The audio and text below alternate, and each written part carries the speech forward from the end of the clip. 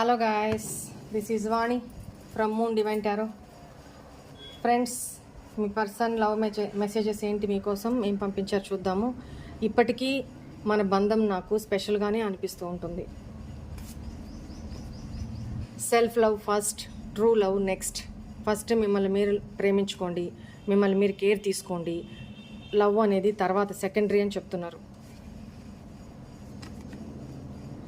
నిన్ను మర్చిపోయి బతకడం నాకు ఇంపాసిబుల్ అనిపిస్తుంది.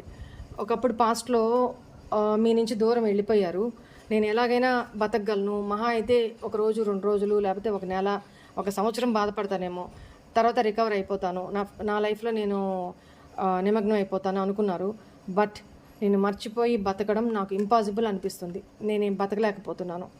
మాటికి ఎందుకు అంత కోప్పడుతున్నావు? కొంచెం శాంతంగా ఉండి నేను చెప్పేది విను. మేబీ మీ పర్సను మిమ్మల్ని కాంటాక్ట్ అయిన ప్రతిసారి మీరు గొడవ పెట్టేసుకోవడం, అరవడం, తన వర్షన్ ఏదైనా చెప్పాలి అనుకుంటున్నా చెప్పనివ్వకపోవడం జరగడం వల్ల ఎందుకంత కోప్పడుతున్నావు? శాంతంగా ఉండి నా మాట విను అని చెప్తున్నారు మీకు. నిజం చెప్పు, నా కళ్ళల్లో ఎప్పుడూ నీ మీద ప్రేమ కనపడలేదా నీకు?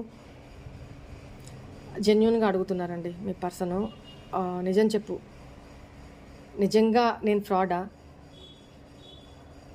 నా కళ్ళల్లో నీ మీద ఎప్పుడు నా మనసులో ఉన్న ప్రేమ నీకు కనిపించలేదా అని అడుగుతున్నారు.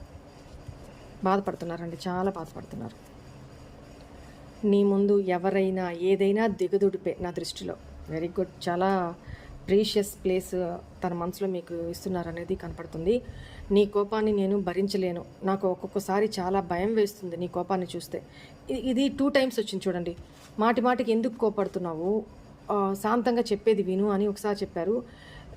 మీ కోపంని టాలరేట్ చేయలేకపోతున్నారు ఈ పర్సన్.